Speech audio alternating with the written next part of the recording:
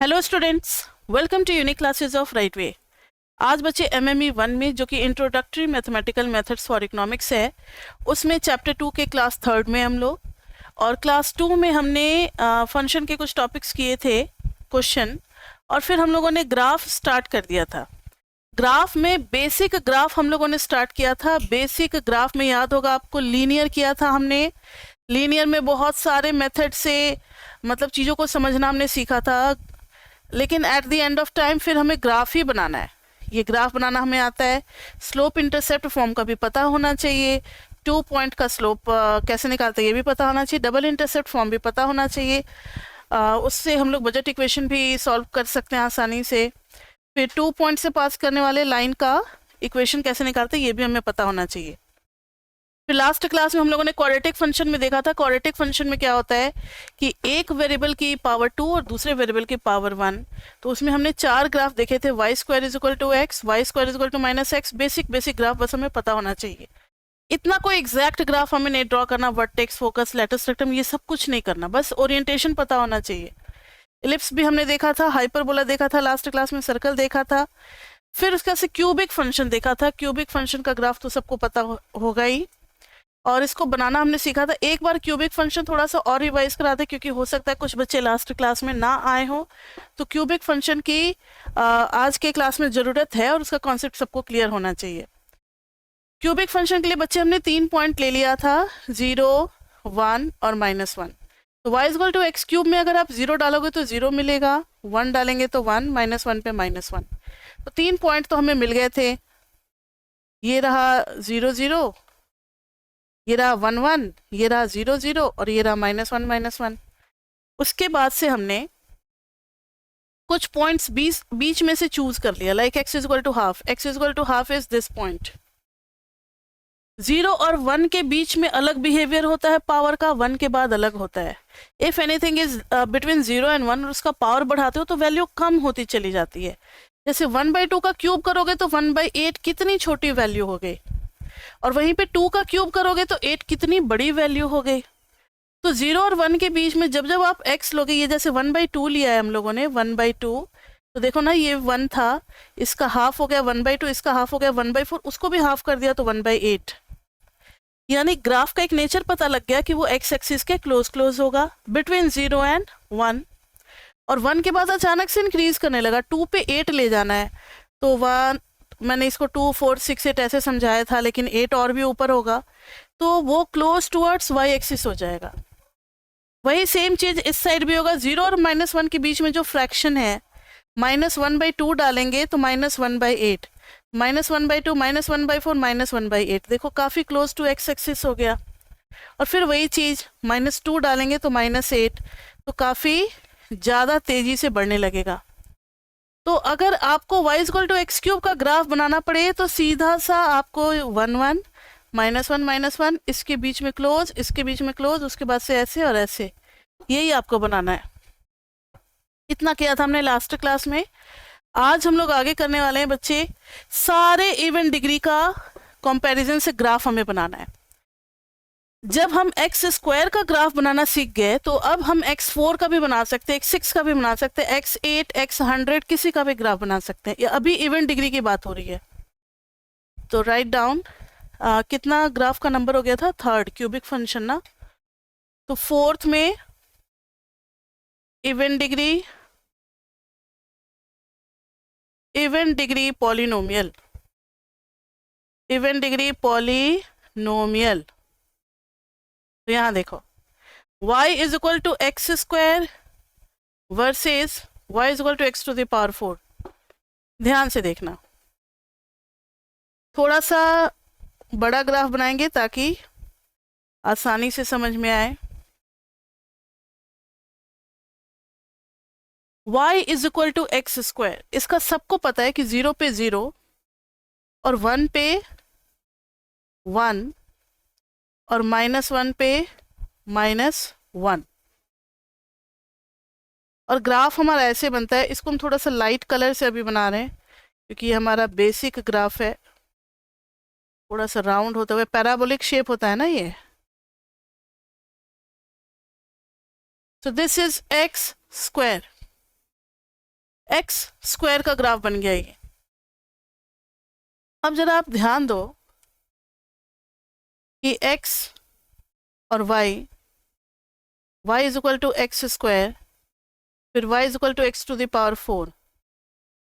x अगर हमने half लिया तो इसमें आ जाएगा कितना, 0 और 1 के बीच में फिर से डिस्कस कर रहे हैं, क्योंकि मैंने बार बार कहा है कि जब भी पावर हो मतलब कोई भी डिग्री वाला पॉलिनोमियल हो तो उसमें 0 और 1 के बीच में अलग बिहेवियर होता है, वैल्यू कम होती चली जाती है और 1 के बाद वैल्यू अचानक से इंक्रीज करने लगती है। तो 1/2 पे 1/4 हो जाएगा और ये कितना हो जाएगा 1/2, 2 2 जा 4 2 जा 8 2 जा 16, 1/16। और भी नीचे तो देखो जरा, अब किस कलर से बनाए, अब ब्लू कलर से बनाते हैं। तो ब्लू कलर में अगर ये हाफ है तो ये एक्स स्क्वायर पे कितना रहा होगा, हाफ और 1/4 रहा होगा। अब 1/16 तो उसके कंपैरिजन में बहुत नीचे हो गया। अभी हम लोग थोड़ा सा नीचे करके अपना काम चला रहे हैं, और जब x इक्वल टू 2 डालोगे तो ये तो 2 पे 4 जा रहा है और ये 2 पे 16 जा रहा है। तो अगर ये 2 है तो इसके सामने गए तो सपोज करो दिस पॉइंट इज 2 4, तो 2 16 पे मैच करना है, तो डार्क ब्लू वाला ग्राफ कुछ ऐसे जाएगा, तब तो जाकर के 2 के सामने 16 पे मैच करेगा ना।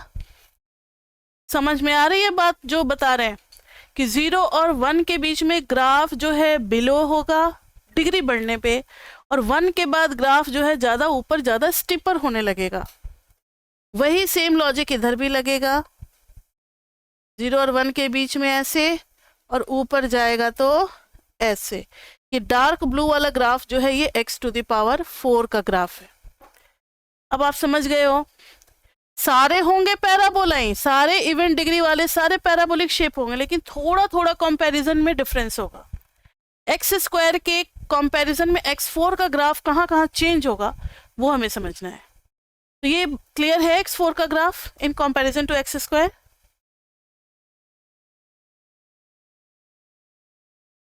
जवाब तो दो, ठीक है। अब हम लोग बना रहे हैं ग्रीन कलर से x टू द पावर 6 का ग्राफ, तो थोड़ा और नीचे आ जाएगा और इधर थोड़ा और ऊपर चला जाएगा, रहेगा पैराबोला ही। पता है कई बच्चे क्या करते हैं, ऐसे है ना, तो वो बनाते बनाते बनाते बाद में ऐसे और ऐसे करने लगते हैं, ऐसे और ऐसे करने लगते हैं। ऐसे थोड़ी हो जाएगा, वो कभी भी एक दूसरे को नहीं टच करेगा, रहेगा पैराबोला ही। वो तो एक पीस ऑफ पेपर पे हम इतना इनफाइनाइट नहीं मैग्नीफाई कर सकते, लेकिन मैग्नीफाई करोगे तो सबका पैराबोलिक शेप ही होगा। This is x to the power 6। अब समझ गए हो कि सारे इवेंट डिग्री वाले जैसे जैसे डिग्री बढ़ती जाएगी between -1 to 1 graph will be more closer towards x axis, and after 1 and before -1 graph is becoming more steeper, that means it is towards y axis। Even degree का polynomial हो गया। तो अब हम लोग बढ़ते हैं ऑड डिग्री पॉलिनोमियल पे। Odd degree polynomial, odd degree polynomial में एक y is equal to x को अलग रख दो क्योंकि वो स्ट्रेट लाइन बनता है। बाकी जितने भी ऑड डिग्री वाले हैं सबका शेप एक होगा, जैसा एक्स क्यूब का था वैसा ही, जैसा एक्स क्यूब का था वैसा ही एक्स टू द पावर 5 का भी होगा, वैसा ही एक्स टू द पावर 7 का, एक्स टू द पावर 9 का, सबके शेप एक ही टाइप के होंगे। तो ध्यान से देखो, ये बना दिया मैंने, ये 1 1, ये -1 -1, और लाइट ब्लू से बेसिक ग्राफ बनाया ये, और इधर अचानक से बढ़ता हुआ, फिर इधर ये, और इधर अचानक से बढ़ता हुआ। अभी तो बताया था मैंने एक्स क्यूब का ग्राफ। अब देखो एक्स टू द पावर 5 का ग्राफ क्या होगा, तो एक्स टू द पावर 5 में थोड़ा और नीचे आ जाएगा ना, अब आप समझ चुके हो क्यों, और इधर में थोड़ा और ऊपर जाने लगेगा, फिर इधर में भी थोड़ा और नीचे आ जाएगा और इधर में थोड़ा सा और ऊपर जाने लग जाएगा। तो this is for x to the power 5। फिर से वही लॉजिक आप देख सकते हो, x y is equal to x cube, y is equal to x to the power 5। अगर आप हाफ लेते हो, हाफ पे आ जाएगा 1/8, ये आ जाएगा 1/32। तो जो लाइट ब्लू वाला था उसमें था 1/8 हाफ और 1/8, डार्क ब्लू में कहाँ पहुंच गए, हाफ एंड 1/32। उसी तरीके से 2 पे क्या होगा, 2 पे हो जाएगा क्यूब में 8 और ये हो जाएगा 32। तो अब आप समझ चुके हो। एक और बना ही देते हैं रेड कलर से, इसके बीच में ये थोड़ा सा और नीचे और इधर थोड़ा सा और ऊपर, फिर इधर थोड़ा सा और नीचे और इधर थोड़ा सा और ऊपर। This is for x⁻⁷। अब आप समझ चुके हो कि ग्राफ कैसे बनाना है। सबका शेप एक ही होगा। एस हम लोग ऐसे बनाते हैं ना, इन्वर्टेड एस कैसे बन जाएगा, छोड़ दो, वो तो इन्वर्स में आएगा, अभी नहीं दिखेगा आपको। मतलब ये भी कुछ एस टाइप का लग रहा है, नहीं। तो ये हो गया हमारा ऑड डिग्री पॉलिनोमियल का शेप हो गया। क्लियर बच्चे, सारे ऑड डिग्री पॉलिनोमियल अब इसी शेप के होंगे, बस पहले वाले के कंपैरिजन में थोड़ा और नीचे और उधर थोड़ा और ऊपर, 1 के बाद थोड़ा और ऊपर, बिटवीन -1 and 1, थोड़ा और closure towards x axis. Clear.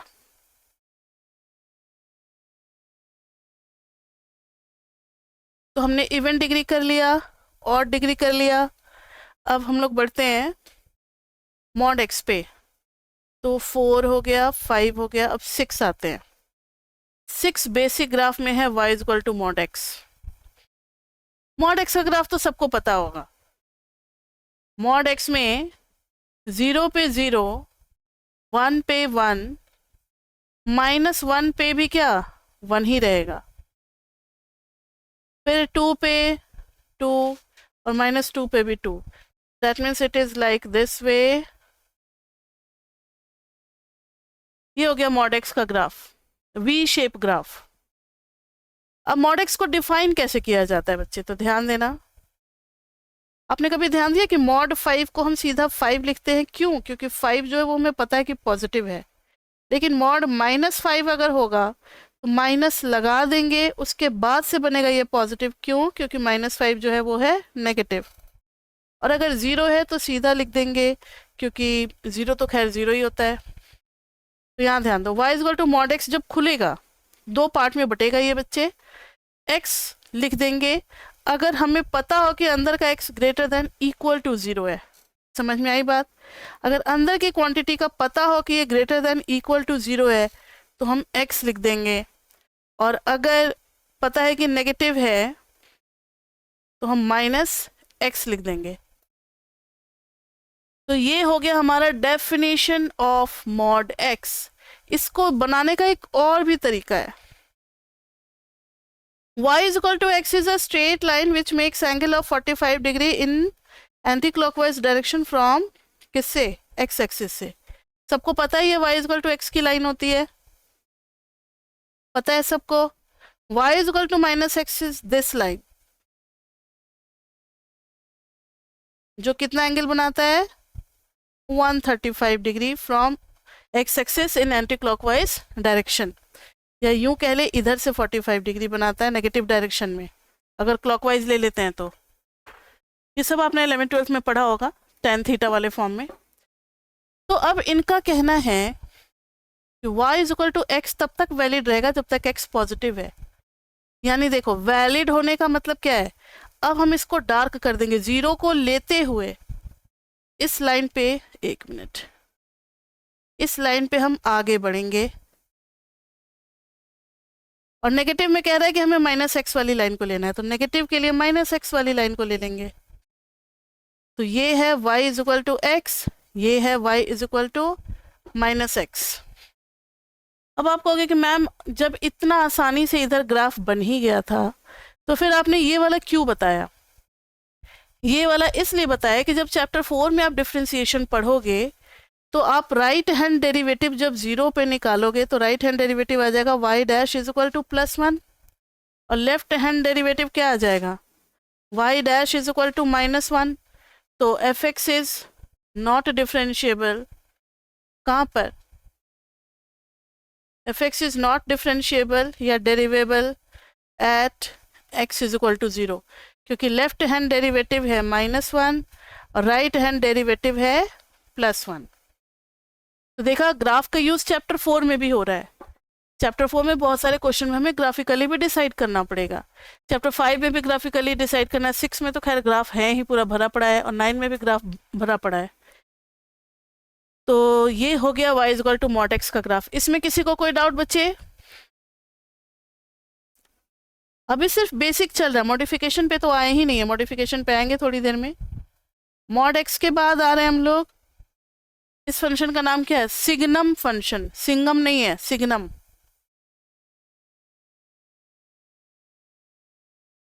y is equal to x upon mod x, या फिर कुछ बुक कहते हैं मॉड x अपॉन x, दोनों को ही सिग्नम फंक्शन कहा जाता है। क्या कहा जाता है? Signum function.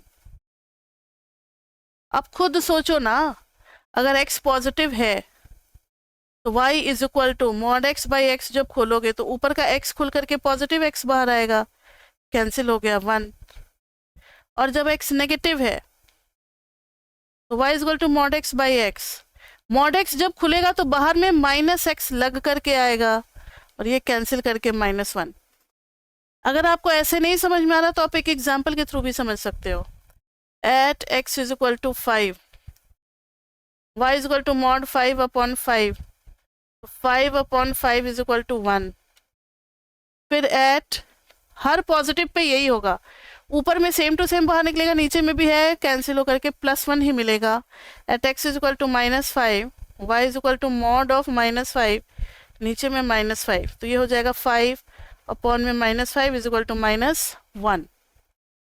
यानी सिग्नम फंक्शन में हर पॉजिटिव के लिए +1, जीरो पे तो खैर डिफाइंड ही नहीं है फंक्शन, ओपन आएगा +1 1 पे, और हर नेगेटिव के लिए -1। यही हो गया ग्राफ किसका? सिग्नम फंक्शन का। समझ में आ गया? तो सिग्नम फंक्शन में क्या पूछ सकते हैं कि ये फंक्शन कहीं पे डिसकंटिन्यूअस है, देख के बताना। 0 पे है। डिसकंटिन्यूअस का मतलब क्या होता है? जहां पे आपको पेन लिफ्ट करना पड़े। देखो फिर से मैंने येलो चलाया और फिर पेन लिफ्ट करके ऊपर गए, तो यही बताना चाह रहे हैं कि जैसे ही पेन लिफ्ट करना पड़ता है तो वो फंक्शन डिसकंटिन्यूअस हो जाता है, और ये हो रहा है 0 पे। तो थोड़ी थोड़ी बातें हम आपको बताते हुए चलते हैं। Clearly discontinuous at x is equal to 0, ठीक है। और 0 पे लेफ्ट हैंड लिमिट कितना आ रहा है? वैसे चैप्टर 6 में डिटेल में पढ़ना है, लेकिन लेफ्ट हैंड साइड से हम किसकी तरफ अप्रोच कर रहे हैं? -1 की तरफ। और राइट हैंड साइड से हम किसकी तरफ अप्रोच कर रहे हैं? +1 की तरफ। अगर नहीं समझ में आया, कोई दिमाग पे जोर देने वाली बात नहीं है, ये हम लोग चैप्टर 6 में पढ़ेंगे। लेफ्ट हैंड डेरिवेटिव और right hand derivative through figures, geometrical figures में डिसाइड करना। अब एक चीज पूछते हैं आपसे, मॉड x में क्या ये कॉन्टिन्यूअस था?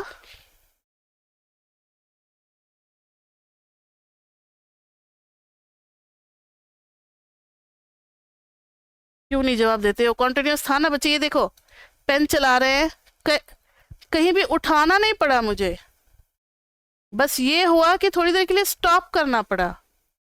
तो जहां पर स्टॉप करना पड़ता है ना, उस जगह को हम लोग बोलते हैं शार्प बेंडिंग पॉइंट। वहां पे फंक्शन डिफरेंशिएबल नहीं होता है।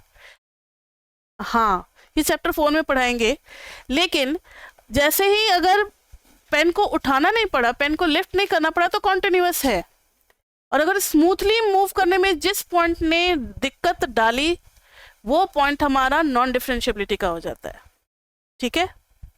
तो इस पॉइंट के पहले हर जगह स्मूथ, इस पॉइंट के बाद भी हर जगह स्मूथ। तो कुछ कुछ हम लोग एक्स्ट्रा बताते रहते हैं। अभी अगर नहीं समझ में आ रहा है तो फिर आगे सब कुछ है चैप्टर 6 में करेंगे। तो ये 2 और फंक्शन हम लोगों ने बेसिक में कर लिया। जिनको समझ में आ जाए वो आ जाए, जिनको नहीं समझ में आए फिर करेंगे। अब है ग्रेटेस्ट इंटीजर।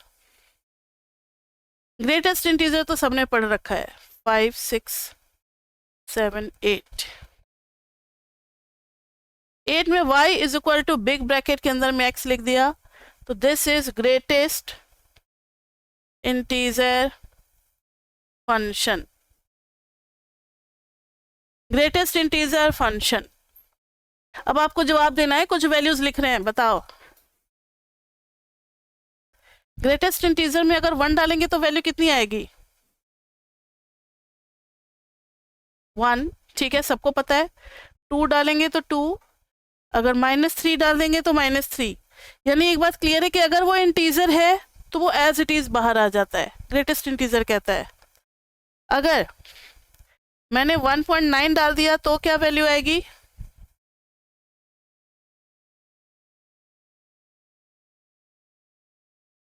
नहीं, 1 आएगा। अगर 2.1 डाल दिया तब क्या वैल्यू आएगी? 2 ही होगा। और अगर -3.9 वैल्यू डाल दिया तब क्या होगी वैल्यू? -4। चलो देखते हैं।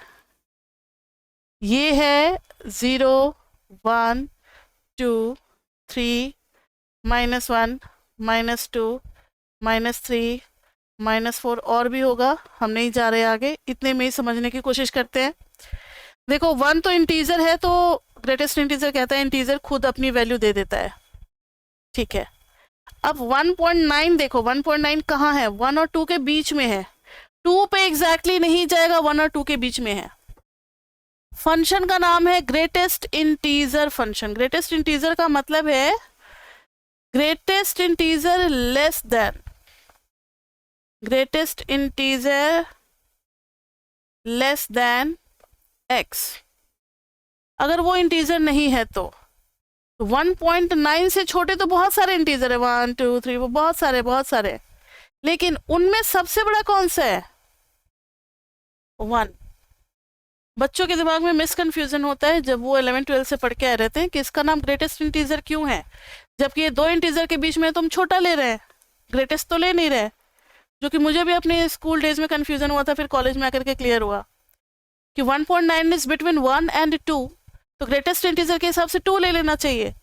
नहीं बच्चे, ग्रेटेस्ट इंटीजर इसलिए क्योंकि 1.9 के पहले देयर आर इनफाइनाइट इंटीजर्स, उसमें सबसे बड़ा 1 है, इसलिए हम लोग लिखते हैं 1। समझ में आई बात? ये तो हो गई समझने वाली बात, लेकिन इसका जब हम लोग सॉल्व करेंगे कंप्यूटेशन तो बहुत ईजी है। किसी भी नंबर को प्लॉट कर दो और देखो उसके जस्ट लेफ्ट में कौन सा इंटीजर है, वही हो गया आंसर। जैसे 2.1, 2.1 तो 2 और 3 के बीच में है, तो 2 हो गया आंसर। समझ में आ गई बात? -3.9 यहाँ है, इसके लेफ्ट में 4, -4, इसलिए -4 लिख दिया। क्लियर बच्चे? अगर ये क्लियर हो गया है तो अब मुझे बताओ -5.1 इसकी वैल्यू कितनी होगी, जल्दी बताओ। हाँ, यानी अब आपको समझ में आ चुका है। -5.1 इज बिटवीन -5 एंड -6, तो -6 वाले को लेंगे, जो लेफ्ट में होगा उसी को लेंगे। क्लियर? तो अब इसका ग्राफ कैसे बनेगा, जो मैंने बताया उसी में इसके ग्राफ बनाने का भी लॉजिक छुपा हुआ है। ये थोड़ा सही हो गया, ध्यान से देखो।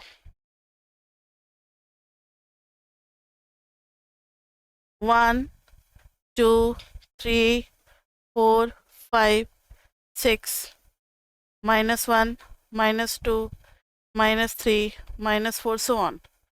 इधर भी 1, 2, 3, 4, 5, -1, -2, -3, -4। अब देखो तो जरा, इनका कहना है अगर 1 होगा तो फिर 1 1 ही मिलेगा, 2 पे 2 मिलेगा, है ना। ग्रेटेस्ट इंटीजर कहता है कि हर इंटीजर पे इंटीजर ही मिलेगा, 3 होगा, 4 होगा, -1 पे -1, -2 पे -2, -3 पे -3। अब इनको ज्वाइन मत कर देना, y equal to x line थोड़ी ड्रॉ कर रहा है, y equal to greatest integer function है x का। अब देखो 0 और 1 के बीच में क्या हो रहा है, आप 0 लोगे तो भी 0, 1 लोगे तो भी 0, यानी ये होगा सबके लिए। 1 और 2 के बीच में आप कोई भी वैल्यू लोगे आपका आएगा 1 ही।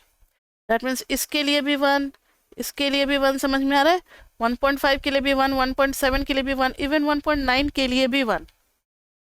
अब 2 और 3 के बीच में आप कोई भी नंबर लोगे, रियल नंबर, तो सबकी वैल्यू 2 आएगी। सॉल्व करके ये बन गया ग्राफ।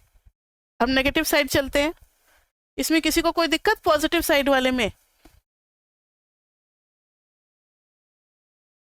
अब देखो 0 और -1 के बीच में अगर कोई वैल्यू है तो -1 मिलेगा, -1 और -2 के बीच में है तो -2 मिलेगा, इधर ये मिलेगा। तो ऐसा नहीं लग रहा जैसे कोई अगर इंसान है तो वो सीढ़ियों पे चलता चला जा रहा है? तो इसका एक और भी नाम है, स्टेप फंक्शन भी नाम है। क्या नाम है इसका? Step function. अब इस ग्राफ को देख करके आप मुझे बताओ कि ये कहाँ कहाँ डिसकंटिन्यूअस है।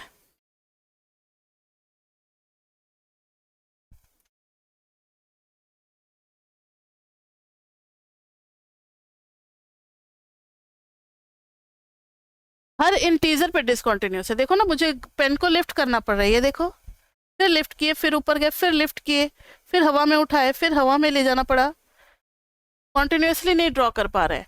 तो हर इंटीजर पे क्या है, ये डिसकंटिन्यूअस। और इस चीज को प्रूव करेंगे जब left hand limit right hand limit की डेफिनेशन हम लोग पढ़ लेंगे, तो फिर चैप्टर 6 में इसका प्रूफ भी है, ठीक है। तो तब करेंगे हम लोग डिसकंटिन्यूटी में।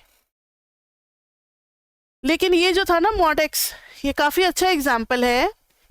कभी कभी एग्जाम में पूछ देते हैं कि कौन सा ऐसा फंक्शन है जो कॉन्टिन्यूअस तो है लेकिन डिफरेंशिएबल नहीं है, तो उसमें मॉड एक्स बच्चों को याद रहता है।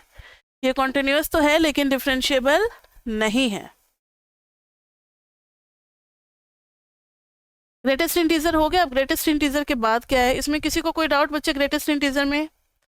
नेक्स्ट है 1/x, नेक्स्ट है 1/x, फिर अपना e⁴x और ln x।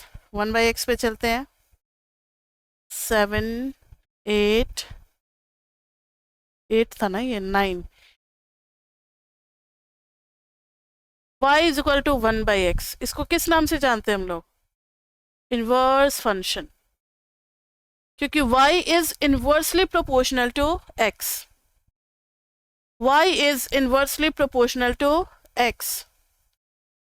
तो जैसे जैसे x बढ़ेगा वैसे वैसे y कम होगा, और 0 पे y की वैल्यू क्या हो जाएगी?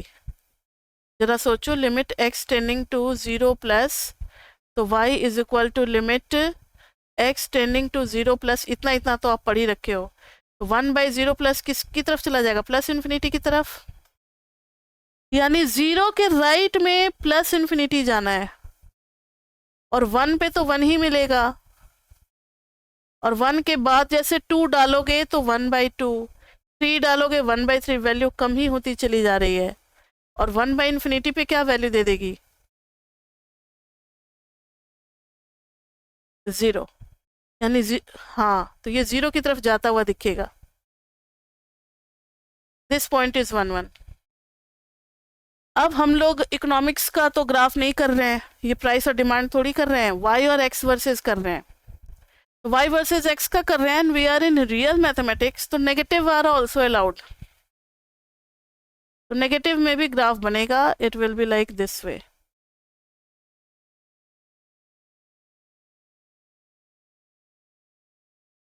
तो आपके माइक्रो मैक्रो के टीचर जो भी होते होंगे कॉलेज में या कहीं पे, वो बोलते हैं कि इन्वर्स फंक्शन है, प्राइस और डिमांड का रिलेशनशिप है, वो ऐसे कर देते हैं, ये बना देते हैं, बनाया है सीधा। तो वो सिर्फ फर्स्ट क्वाड्रेंट में बनाते हैं, अगर इधर प्राइस है और इधर क्वांटिटी है, या उल्टा कर लो, जो भी कर लो, एक्स और पी, ग्राफ तो एक ही टाइप का बनेगा। तो क्वांटिटी वर्सेस प्राइस का ग्राफ इन्वर्स होता है। प्राइस बढ़ेगा तो क्वांटिटी डिमांड कम होगी, और अगर प्राइस कम होगा तो क्वांटिटी डिमांड ज़्यादा होगी। और हम थर्ड क्वाड्रेंट में नहीं बनाते क्योंकि प्राइस कभी नेगेटिव नहीं होगा, डिमांड कभी नेगेटिव नहीं होगा, तो इसलिए आपके टीचर सीधा बस फर्स्ट क्वाड्रेंट में ग्राफ बना देते हैं। ये क्लियर है? अब अब अगर आपने हाइपरबोला लास्ट क्लास में पढ़ा है, तो हाइपरबोला याद है आपको? एक बॉक्स बना करके फिर हम लोग ऐसे करते थे, ये बन गया, ये बन गया, पेयर ऑफ हाइपरबोला।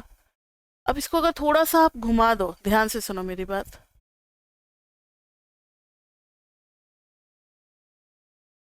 बॉक्स ये बन गया, इसका मिड पॉइंट ये, इसका मिड पॉइंट ये, और ये दोनों हो गए डायगोनल, एक्स एक्सिस डायगोनल और y axis diagonal, y axis diagonal और एक्स एक्सिस डायगोनल। तो ऐसा नहीं लग रहा ये हमारा रेक्टेंग मतलब हाइपरबोला टाइप का है? y इज इक्वल टू 1/, हाँ, y is equal to x, इसको हम लोग हाइपरबोला बोलते हैं। कौन सा हाइपरबोला? क्यों रेक्टेंगुलर वर्ड क्यों लगा है? एज एक्स एक्सिस और वाई एक्सिस को हम लोग बोलते हैं रेक्टेंगुलर एक्सिस। रेक्टेंगुलर कोऑर्डिनेट्स वगैरह सब आपने पढ़ा होगा, rectangular coordinate system, rectangular geometry system. तो as X and Y axis are asymptotes, ये एजिम्टोड्स जैसा बिहेव करे। एजिम्टोड्स मतलब इसको कभी भी टच नहीं करेगा ग्राफ हमारा, टच करता हुआ दिखाई देगा लेकिन कभी टच करेगा नहीं। करेगा कहाँ? इन्फिनिटी पे। तो पैराबोला में यही तो होता है, टच नहीं करता है, टच करता हुआ दिखाई देता है। तो ये लाइन और ये लाइन दोनों क्या हो गया? एजिम्टोड्स। तो वही वाई एक्सिस और एक्स एक्सिस हमारे एजिम्टोड हैं जो कि रेक्टेंगुलर एक्सिस हैं, इसलिए इसका नाम है रेक्टेंगुलर हाइपरबोला। तो जब भी आपके टीचर बनाते होंगे तो वहाँ पे आपके माइक्रो बुक में लिखा रहता होगा graph will be a rectangular hyperbola, और सीधा टीचर बस ये लेकर के बना देते हैं। तो आप समझ जाना कि वो क्या बना रहे हैं और ये किसका पार्ट है। ठीक है, तो ये हो गया y is equal to 1/x। अब y is equal to 1/x के साथ है दो और फंक्शन है, e to the power x और ln x। वैसे तो ये चैप्टर 8 में पढ़ाना चाहिए, लेकिन जब ग्राफ हम लोग चैप्टर 2 में कर रहे हैं तो मॉडिफिकेशन भी सीख जाएंगे लगे हाथों। अब चैप्टर 8 का वेट क्यों करेंगे? चैप्टर 2 में ही मॉडिफिकेशन वगैरह सब पे कंट्रोल होने लगेगा। तो यहाँ पर अभी हम लोग ग्राफ सीखने वाले हैं e to the power x और ln x का।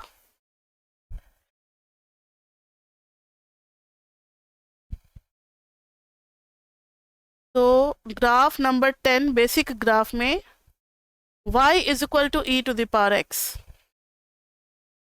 अब ध्यान से देखो, e क्या होती है? तो e is Euler's number, Euler's number जिसको कि हम लोग ऑयलर्स कांस्टेंट बोलते हैं। और e की वैल्यू कितनी होती है लगभग? आपको पता है e की वैल्यू?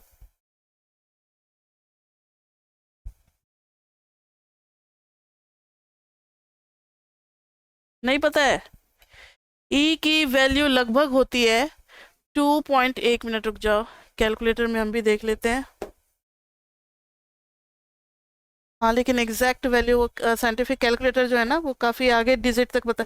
2.7183 तो वर्ल्ड वाइड एक्सेप्टेड वैल्यू है, लेकिन कैलकुलेटर जो है साइंटिफिक वाला ई का फंक्शन मिल गया शिफ्ट के साथ ई और पावर 1। तो ई की वैल्यू होती है 2.71828128 और भी बहुत कुछ, लेकिन हम लोग अप्रॉक्सीमेटली ले लेते हैं 2.7183। ये वर्ल्ड वाइड एक्सेप्टेड वैल्यू है, सभी कोई इसको यही लेते हैं।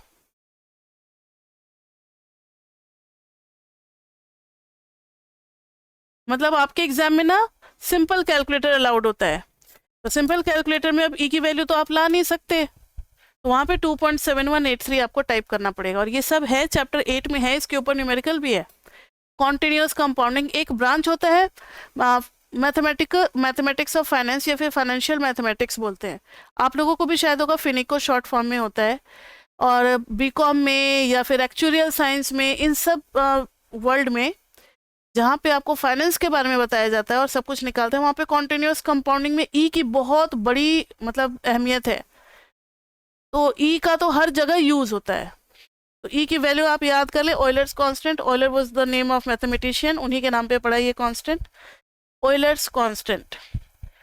अब हमें वैल्यू रटने की जरूरत नहीं है 2.7183, बस हमारे लिए ये जरूरी है कि E is 2 point something, that means कि ई इज बिटवीन 2 and 3। और ये भी ज्यादा जरूरी नहीं है, इससे ज्यादा जरूरी ये है कि ई इज ग्रेटर देन 1। बस ई अगर 2 पॉइंट समथिंग है तो भाई ई 1 से तो बड़ा होगा ही ना। अब 1 से बड़ा है तो ई का पावर जब हम ये करेंगे limit x tending to infinity E पे x, तो ई की वैल्यू अगर 1 से बड़ी है, एक और चीज बहुत इंपॉर्टेंट बता रही है, हर चैप्टर में यूज होता है, ध्यान से सुनना। अगर x 1 से बड़ा है और x अगर 1 से छोटा है। तो एक एग्जांपल ले लो लाइक 2 और यहाँ पे ले लो 1/2। इसका पावर बढ़ाते चलो, 2 का स्क्वायर 4, 2 का क्यूब कितना 8। एक समय ऐसा आएगा कि 2 का पावर इन्फिनिटी किसकी तरफ चला जाएगा, इन्फिनिटी की तरफ।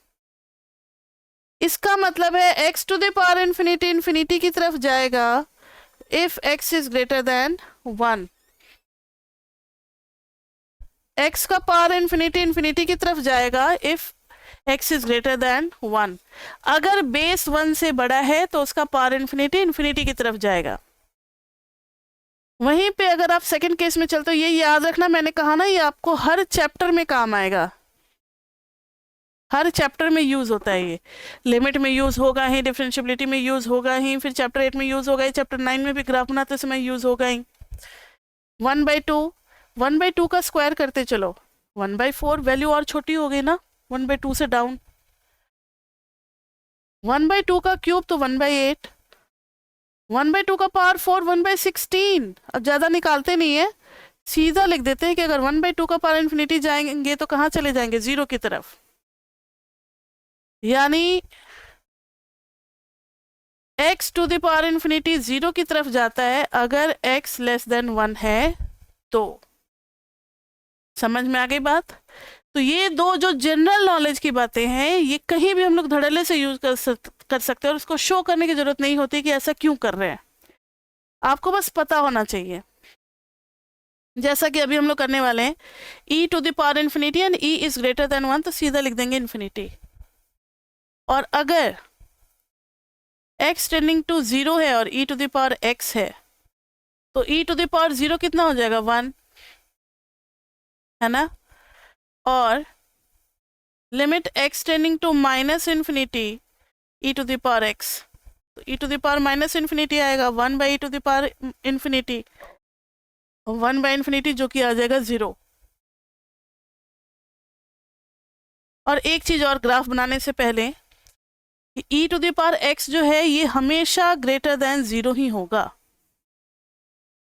क्यों? क्योंकि e इज ग्रेटर देन 2, यानी e पॉजिटिव है। ले लो ना, चलो e इज ग्रेटर देन 0 ही ले लो। जैसे 2 का पावर 4 16, 2 का पावर -5 होगी बहुत छोटी वैल्यू लेकिन फिर भी पॉजिटिव। ये मेरा समझाने का मकसद है। अगर बेस पॉजिटिव है तो पावर पॉजिटिव हो या नेगेटिव हो उससे फर्क नहीं पड़ता, ओवरऑल वैल्यू क्या आएगी, पॉजिटिव। ज्यादा तो नहीं हो रहा है, ये बताओ पहले। सबको समझ में आ रहा है एक एक चीज?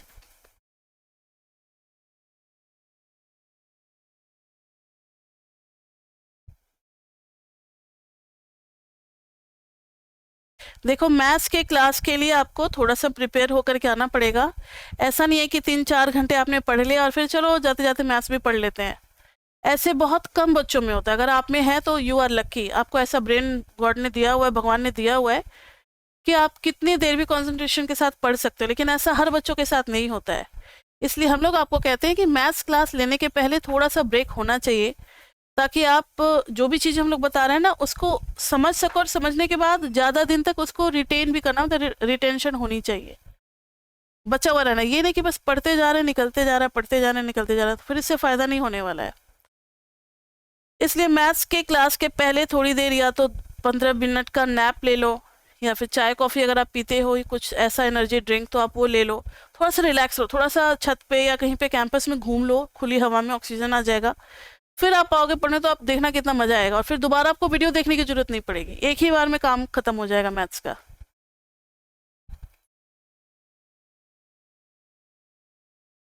अच्छा अच्छा, हाँ वो डिनर का होता है, लेकिन पता है अगर पहले कर देना तो कुछ कॉलेजेस 5 o'clock पे फ्री होते हैं बच्चे, और वो दूर दूर ट्रैवल भी करते हैं, कोई नोएडा जाता है, कोई गाजियाबाद जाता है, कोई कहीं।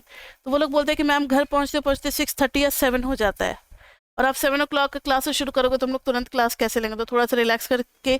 तो 8 o'clock तो मेरा ऐसा प्राइम टाइम है जिसके लिए सभी बच्चे मेरे से मतलब लड़ते हैं। अब जैसे 8 o'clock आपके लिए रख दिया ना, तो 3rd सेम वाले बच्चे मेरे से लड़ेंगे कि मैम आपने हमारा टाइम किसी और को दे दिया। 5th सेम वाले बच्चे फिर लड़ेंगे। 8 o'clock तो सबसे बढ़िया टाइमिंग है। वैसे 6 o'clock भी दूसरी क्लास चलती है, लेकिन 6 o'clock और फिर 5 o'clock, फिर छुट्टी के दिन में कुछ भी एग्जाम आ जाता, तब तो संडे को 3-3 4-4 घंटे की क्लास लगती है, तो वो सब चलता है। चलो अब आगे बढ़िए, हो गया ब्रेक। अब देखो इस पे ग्राफ बनाना है। अभी हम लोगों ने ई का क्या क्या किया, ई के बारे में जाना कि ई 1 से बड़ी वैल्यू है तो लिमिट में अगर इन्फिनिटी जाएगा तो वैल्यू इन्फिनिटी चला जाएगा, क्योंकि बहुत तेज़ी से बढ़ता है, और 0 पे 1 देगा और माइनस इन्फिनिटी पे 0 दे देगा। और ई कभी भी नेगेटिव नहीं होने वाला, क्योंकि बेस ही क्या है, पॉजिटिव। अब देखो इसका ग्राफ,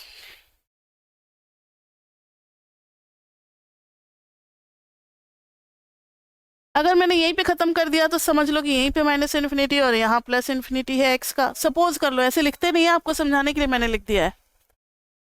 अब आप मुझे बताओ कि माइनस इन्फिनिटी पे ग्राफ 0 की तरफ जा रहा है, एग्जैक्टली 0 नहीं है, लिमिटिंग वैल्यू मतलब टेंड्स टू, तो ऐसे बनेगा। और 0 पे कितना है, 1 है, तो दिस इज 0 1, ऐसे गया।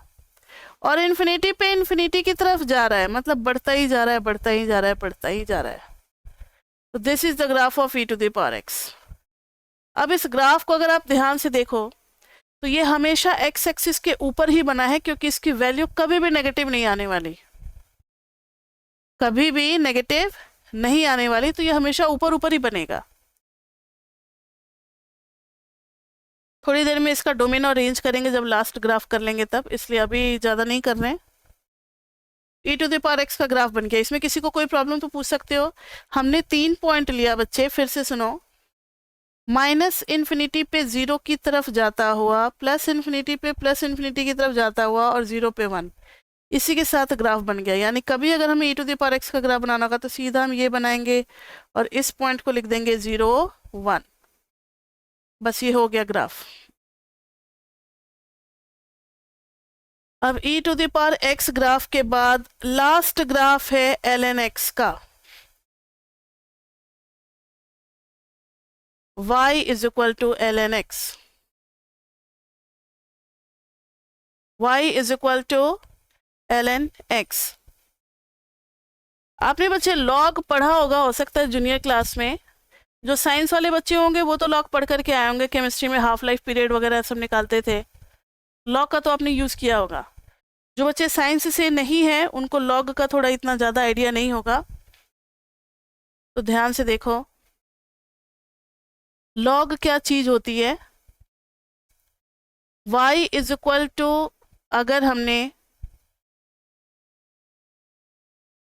x टू द पावर 50 है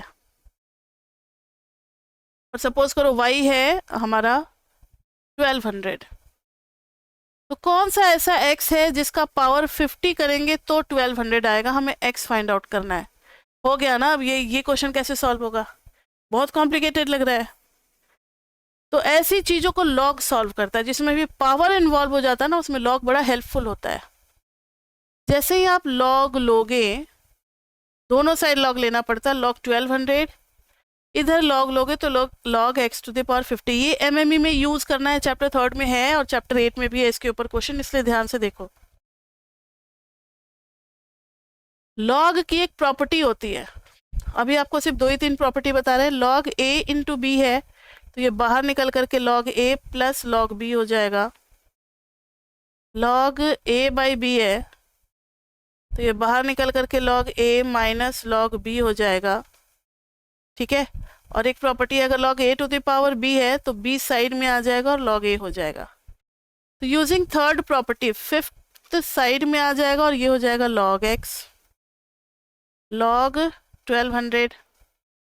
log 1200 की वैल्यू बच्चे हम लोग निकाल सकते हैं, 50 तो पता ही है, तो log x is equal to log 1200 by 50 कर देंगे।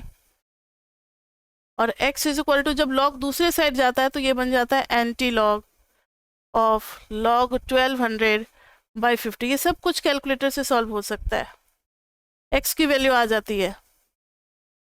तो इन सब केसेस में लॉग लॉग लॉग मैंने पूरा लिखा है LOG, और आपको ध्यान में होगा कि यहाँ पर तो मैम ने सिर्फ L और N लिखा है, यहाँ पर पूरा का पूरा लॉग लिखा है। एक बात बच्चे जान लो कि अगर मैंने log x लिखा है तो इसका मतलब है log x तो है, लेकिन किस बेस के साथ है? 10 के साथ है।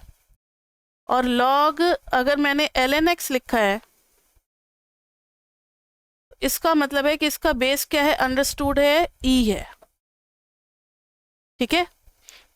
अब जैसे देखो, log ऑफ 1000 विथ बेस 10 कैसे सॉल्व करते हैं? तो log का मतलब होता है ये 10 का पावर 3 है और बेस है 10, तो बेस बेस मैच करा दो, जो पावर है वही हो जाता है आंसर log। मतलब वो ये बता रहा है कि 10 का क्यूब करने पे मिलेगा 1000। तो अगर मैंने ln लिखा है तो इसका मतलब नेचुरल लॉगरिथम है। नेचुरल लॉगरिथम का फायदा ये होता है कि जब हम ln x को डिफ्रेंशिएट करेंगे तो लिख सकते हैं 1/x। log x का डिफ्रेंशिएशन नहीं होता है 1/x, क्योंकि log x में बेस 10 होता है। तो अब आप ये जान लो, अभी तक तो 12th क्लास तक आप यही पढ़ते थे कि ln x का log x का डिफ्रेंशिएशन 1/x होता है, लेकिन उन बुक्स में नहीं बताया जाता था इसके पीछे की बात कि यहाँ पर बेस e है। लेकिन अब आपको log और ln में डिफरेंस पता लग गया है, तो ln x का हो जाएगा 1/x, log x का 1/x नहीं होगा। अगर वो log x का अगर डेरिवेटिव 1/x लिख रहे हैं, इसका मतलब वहाँ बेस e है, तो वो मेंशन किया होगा कहीं ना कहीं। चलो, इतना सारा बात बताने के पीछे मकसद ये होता है कि log कितना बेनिफिशियल है और इसका क्या यूज़ है, ये तो कम से कम दिमाग में रहेगा ना कि हाँ भाई, log भी कुछ यूज़फुल चीज़ है जो कि मैथमेटिक्स में यूज़ होता है, और इकोनॉमिक्स में तो यूज़ होगा ही बहुत ज़्यादा। अब देखो, अगर y is equal to e to the power x है, तो एक प्रॉपर्टी होती है कि अगर मैंने दोनों साइड log ले लिया तो ln और e कैंसिल हो जाएंगे और बच जाएगा x।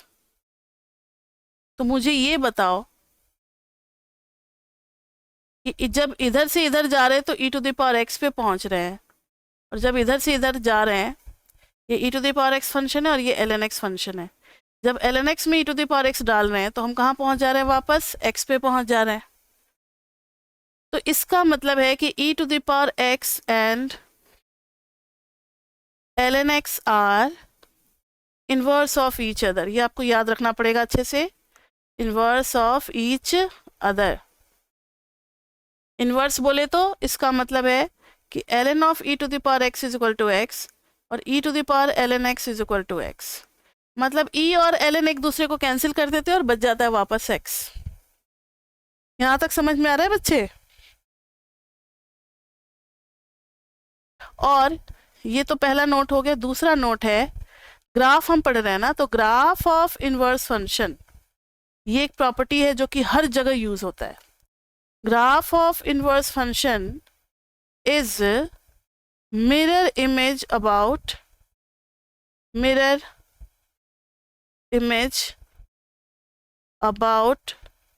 The line y is equal to x। यानी यहां ध्यान दो,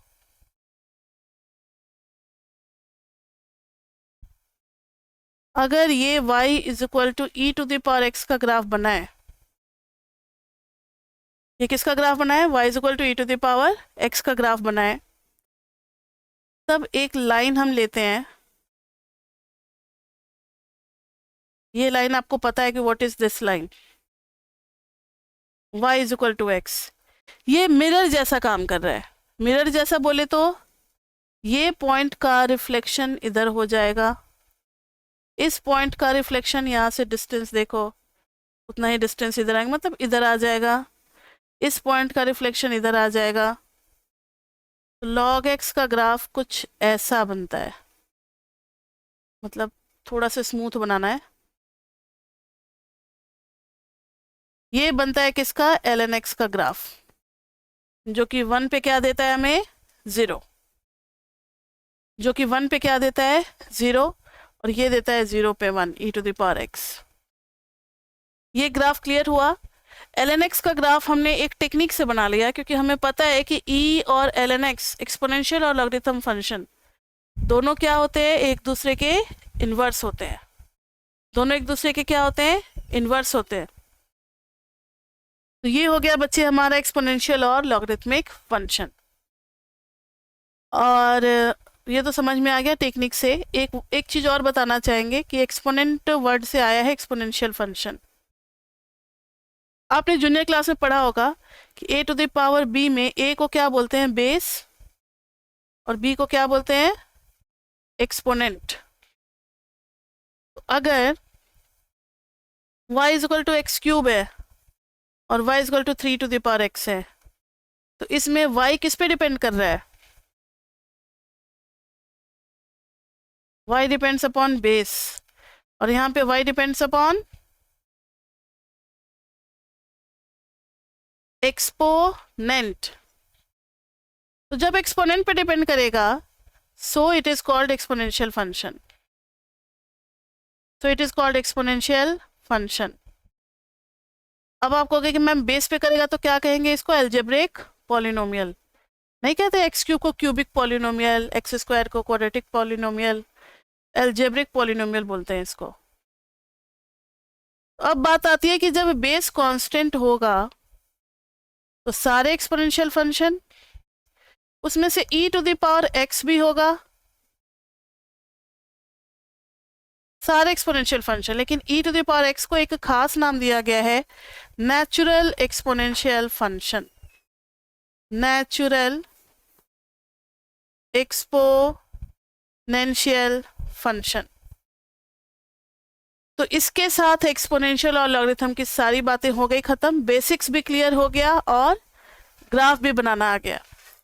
तो बेसिक्स के ग्राफ में टोटल आपके 11 ग्राफ्स होते हैं, वो सारा करा दिया। अब इसके बाद से हमारा फिर मॉडिफिकेशन स्टार्ट होगा। लेकिन अभी कितना टाइम हुआ है, मॉडिफिकेशन आज नहीं स्टार्ट करेंगे बच्चे, नेक्स्ट क्लास में करेंगे। आज सिर्फ डोमेन और रेंज हर ग्राफ का डिस्कस कर लेते हैं, ठीक है। डोमेन और रेंज उल्टा चलते हैं, डोमेन और रेंज डिस्कस करते हैं, या चलो उधर से ही चलते स्ट्रेट लाइन से, वो सही रहेगा।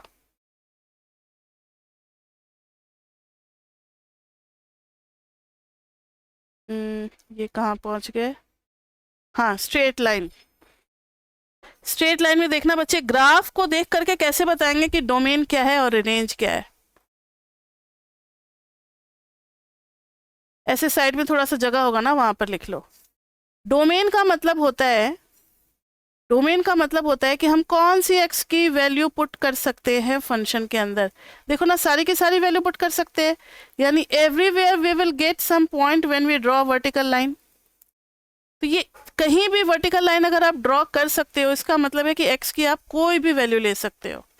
तो डोमेन हो जाएगा पूरा -इन्फिनिटी टू इन्फिनिटी, यानी कि रियल नंबर। रेंज में हॉरिजॉन्टल लाइन ड्रॉ करते हैं बच्चे, देखो ना, कहीं से भी हॉरिजॉन्टल लाइन ड्रॉ कर रहे हैं, हर जगह ग्राफ को कट कर ही रहा है। कहीं से भी ड्रॉ कर रहे हैं, हर जगह ग्राफ को कट कर रहा है। इसका मतलब एवरी वाई की वैल्यू पॉसिबल है, ये सारी y की वैल्यू मिलेगी, ये सारी x की वैल्यू मिलेगी, ये भी y की वैल्यू मिलेगी। तो रेंज भी क्या हो गया, -इन्फिनिटी टू इन्फिनिटी। ये समझ में आया डोमेन और रेंज। चलो इसका समझ में आ गया, तो अब क्वाड्रेटिक में आपको जवाब जवाब देना है। क्या ये फंक्शन है y² is equal to x? No, क्योंकि वर्टिकल लाइन टेस्ट पढ़ाया हुआ है मैंने, नॉट अ फंक्शन। इसका डोमेन और रेंज ही नहीं होगा, इसका लिख लो नॉट अ फंक्शन। किससे पता चला, by vertical line test, VLT। अभी शॉर्ट फॉर्म में यूज किया है, लेकिन एग्जाम में आपको शॉर्ट फॉर्म अलाउड नहीं है। y² is equal to x is also not a function, लेकिन x² is equal to y में वर्टिकल लाइन कहीं भी ड्रॉ कर एक ही जगह कट कर रहा है, तो हाँ ये तो फंक्शन हो जाएगा। तो इसका डोमेन क्या होगा, पूरा -इन्फिनिटी टू इन्फिनिटी। आप कहीं भी कोई भी x की वैल्यू ले लो, सबके सामने कुछ ना कुछ मिल ही रहा है। रेंज क्या हो जाएगा, सोच के बताओ। Range is the value of y। देखो y सिर्फ ऊपर ऊपर मिल रहा है, ग्राफ का कोई भी पोर्शन नीचे नहीं आया है, तो range is including 0 to infinity. समझ में आया, range is including 0 to infinity. तो अब जरा x² is equal to -y का आप डोमेन रेंज आप बताओ तो। इसका डोमेन क्या होगा?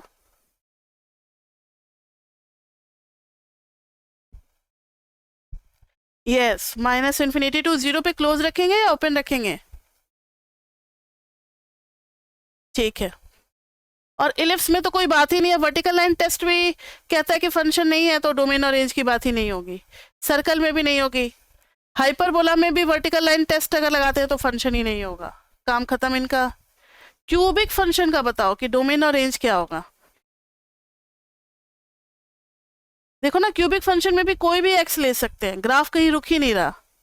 देखो एक्चुअली हाँ, ये जितना बढ़ोगे उतना बढ़ता जाएगा, तो माइनस इन्फिनिटी टू इन्फिनिटी।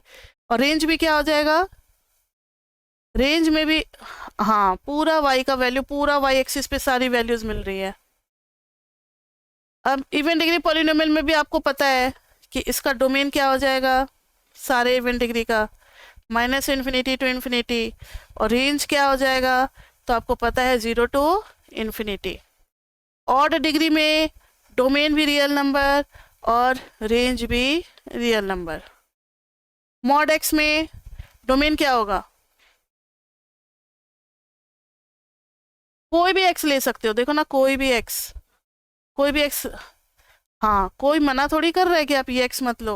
और रेंज क्या हो जाएगा? नेगेटिव तो आ नहीं रहा, जीरो, हाँ, इंक्लूडिंग 0 टू इन्फिनिटी। इसमें क्या हो रहा है? डोमेन कोई भी वैल्यू डाल सकते हो लेकिन 0 नहीं डाल सकते, तो रियल नंबर माइनस 0। और रेंज में क्या आ रहा है? खाली -1 और +1, बस दो ही वैल्यू आ रही है रेंज में, कोई और आ ही नहीं रहा। देखो ना, +1 या फिर -1। सारे नेगेटिव के लिए -1 वैल्यू आ रही है और सारे पॉजिटिव के लिए +1 वैल्यू आ रही है। ग्रेटेस्ट इंटीजर में बोलो, कोई भी वैल्यू डालने से मना नहीं कर रहा है, so domain is all real number. लेकिन रेंज क्या है? Only integers.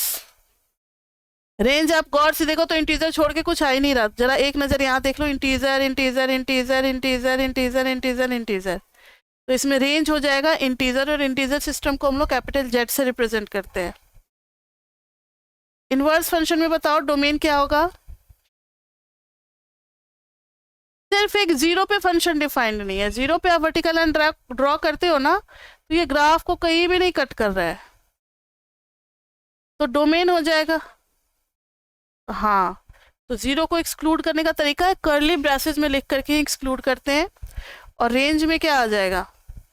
रेंज में भी आप देखो, अगर एक वर्टिकल लाइन आप ड्रॉ करते हो जीरो पे, तो ये भी कहीं भी ग्राफ को नहीं कट कर रहा है, यानी रेंज भी minus infinity to infinity -0। Zero कभी आएगा ही नहीं ना, 1/∞ विल बिकम 0, और इन्फिनिटी तो होता ही नहीं है। अब e⁻x में आप बताओ डोमेन और रेंज क्या है?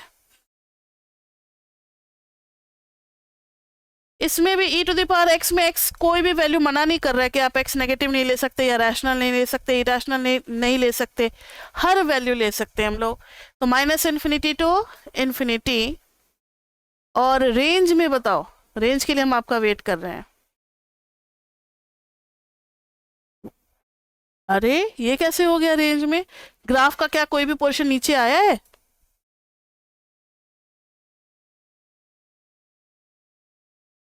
हाँ ठीक है, 0 टू इन्फिनिटी, क्योंकि आप देखोगे तो ग्राफ का कोई भी पोर्शन नीचे नहीं आया, इसलिए y की वैल्यू नेगेटिव नहीं होगी, और ये भी कहीं कट नहीं कर रहा है, तो 0 एक्सक्लूडेड होगा।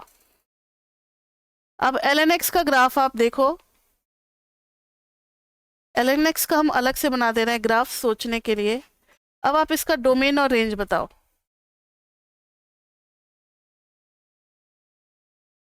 इसका इंटरेस्टिंग है डोमेन और रेंज।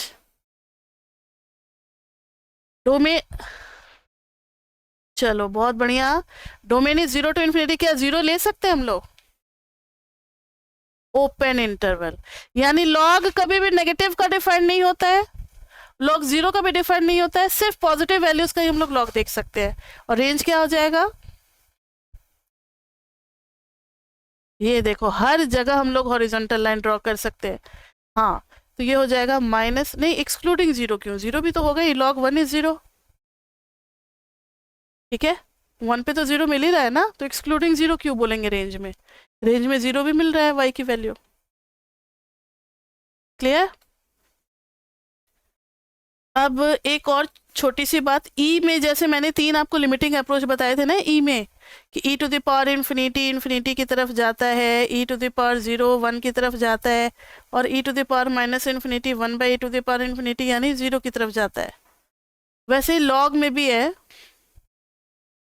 गौर से देखो तो limit x tending to 1 ln x किसकी तरफ जाएगा? 1 पे क्या वैल्यू दे रहा है? 0। और अगर x tending two plus infinity डालना है ln x पे, तब हम कहाँ जा रहे हैं? जैसे जैसे x बढ़ रहा है y भी देखो ना बढ़ता ही चला जा रहा है, तो ये भी कहाँ जाएगा? प्लस इन्फिनिटी और लिमिट x टेंडिंग टू 0। अगर x 0 की तरफ जा रहा है, थोड़ा सा इसको मैग्नीफाई करते हैं, देखो इधर लेफ्ट में जैसे जैसे जा रहे हो ग्राफ किसकी तरफ बढ़ता चला जा रहा है? माइनस इन्फिनिटी की तरफ। समझ में आ रही है बात? हाँ, तो जब लॉग में आप 0 डालते हो तो आपको मिलता है माइनस इन्फिनिटी। ठीक है, तो ये सब कुछ ऐसे इंपॉर्टेंट बातें हैं जो कि जब एमएमई बुक में आपको कहीं भी यूज कर देगा। अब कुछ टीचर क्या करते हैं या कुछ बच्चे सोचते हैं कि यार ये तो चैप्टर 8 का टॉपिक है तो 8 में करेंगे। नहीं बच्चे, हम लोग कैलकुलेशन करते हैं, हम लोग जब क्वेश्चन सॉल्व करते हैं चैप्टर 3 से ही लॉग का यूज होने लगता है, चैप्टर 3 में ही लॉग आने लगता है। जब हम लोग करेंगे एक्सपोनेंशियल फंक्शन का क्वेश्चन सॉल्व करेंगे, लॉग लेंगे। चैप्टर 4 में भी लॉग आने लगता है, चैप्टर 6 में भी लॉग आने लगता है, तो 8 तक क्यों वेट करेंगे? इसलिए हम लोग पहले ही पढ़ा देते हैं। तो ये था हमारा टोटल 11 फंक्शन। एक बार जरा रिकॉल कर ले। सबसे पहले था, अब क्लास खत्म ही हो रही है, आज के क्लास का नंबर क्या था बच्चे? 3rd या 4th? 3rd थी ना? Next class will be class 4th chapter 2, जिसमें हम लोग मॉडिफिकेशन शुरू करेंगे। लेकिन मॉडिफिकेशन तभी समझ में आएगा जब आप बेसिक का सारा ग्राफ जो है वो प्रैक्टिस करके आओगे। तो बेसिक में कौन कौन सा किया? 11 ग्राफ याद है। पहला था लीनियर, दूसरा था क्वाड्रेटिक, क्वाड्रेटिक के अंदर थे पैराबोला, एलिप्स, हाइपरबोला, सर्कल। फिर था क्यूबिक, क्यूबिक के बाद था इवन डिग्री, 5th था ऑड डिग्री, 6th था हमारा 1/x, आगे पीछे हो जाए कोई दिक्कत नहीं है, 1/x। 7th था हमारा क्या? Mod x। 8th था ग्रेटेस्ट इंटीजर, 9th था सिग्नम फंक्शन, 10th था एक्सपोनेंशियल, फिर 11th था हमारा लॉगरिथमिक फंक्शन। तो जैसे हम बोल रहे ऐसे ही आपको भी याद होना चाहिए और सबका ग्राफ याद रहना चाहिए, बेसिक ग्राफ, तभी फिर मॉडिफिकेशन कर पाएंगे। तो मॉडिफिकेशन के टोटल 4 रूल्स है, 4 रूल्स लिखवा करके और फिर क्वेश्चन काफ़ी सारा करेंगे नेक्स्ट क्लास में हम लोग। ठीक है बच्चे, तो अभी के लिए इतना ही, फिर मिलते हैं हम लोग नेक्स्ट क्लास में। Till then bye bye bye bye.